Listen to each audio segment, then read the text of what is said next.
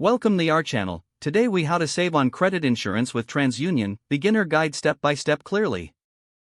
Start by understanding what credit insurance is and how it protects you against loan defaults. Next, visit the TransUnion website to explore their credit insurance offerings. Create an account if you don't have one already. Log into your account and navigate to the credit insurance section. Review the different types of credit insurance available. Take note of any promotional offers or discounts that may be available for new customers. Compare the features and benefits of each policy. Consider your specific financial situation and needs. Calculate how much coverage you may need based on your outstanding loans. Examine the premium costs associated with each option. Look for any bundling opportunities that may lower your overall costs. Evaluate the policy terms, including any waiting periods or exclusions.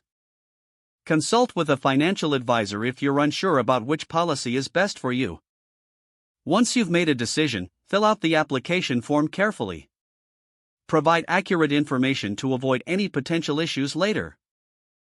Review your application before submission to ensure all details are correct. Submit your application and wait for the approval process to complete. Once approved, make sure to set up your payment method conveniently. Keep track of your policy documents for future reference. Regularly review your credit insurance needs as your financial situation changes. Consider shopping around annually to ensure you're getting the best rates available. If the page does not load, refresh the browser or try again in a private or incognito window. Make sure you are using the correct email address, then retype it carefully to avoid small typos. If your password is not accepted, use the reset option and create a new strong password you can remember.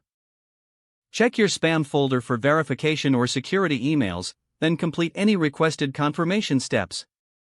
Enable two-factor authentication if available to improve account security and reduce unauthorized access risk.